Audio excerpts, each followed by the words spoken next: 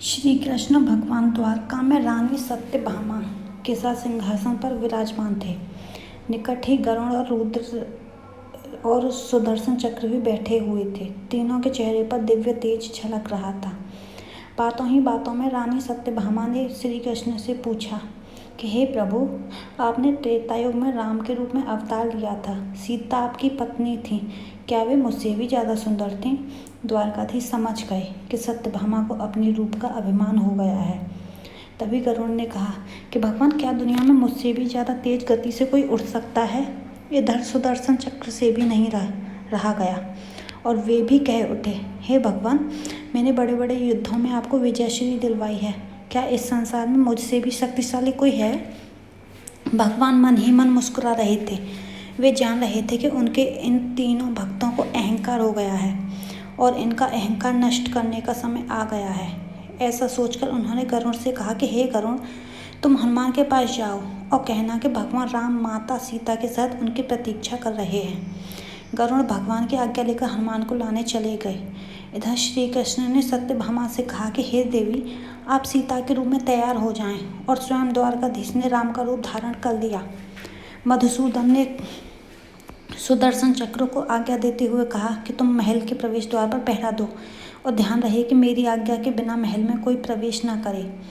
भगवान की आज्ञा पाकर चक्र महल के प्रवेश द्वार पर तैनात हो गए। गरुड़ ने हनुमान के पास पहुंचकर कहा कि हे वानरश्रेष्ठ, भगवान राम माता सीता के साथ द्वारका में आपसे मिलने के लिए प्रतीक्षा कर रहे हैं। आप मेरे साथ चलें, मैं आपको अपनी पीठ पर बैठाकर शीघ्र ही वहां ले आऊँगा।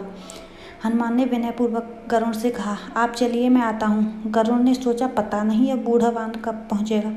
खैर, मैं भगवान के पास चलता हूँ। यह सोचकर गरुड़ शीघ्रता से द्वारका की ओर उड़े। पर यह क्या, महल में पहुंचकर गरुड़ देखते हैं कि हनुमान तो उनसे पहले ही महल में प्रभु के सामने बैठे हैं। गरुड़ का सिर लज्जा से झुक गया। तभी भगवान ने हनुमान से कहा कि पवन पुत्र, तुम बिना आज्ञा के महल में कैसे प्रवेश कर गए? क्या तुम्हें किसी ने प्रवेश द्वार पर रोका नहीं? हनुमान ने हाथ जोड़ते हुए कहा। सिर झुकाकर अपने मुंह से सुदर्शन चक्र को निकालकर प्रभु के सामने रख दिया।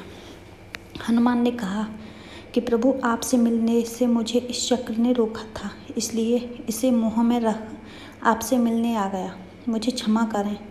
भगवान मन ही मन मुस्कुराने लगे। हनुमान ने हाथ जोड़ते हुए श्री राम से प्रश्न किया, हे प्रभु, आज आपने माता सीता के स्थान पर किस दासी को इतना सम्मान दे दिया है कि वह आपके साथ सिंहासन पर विराजमान है? अब रानी सत्यभामा का अहंकार भंग होने की बारी थी।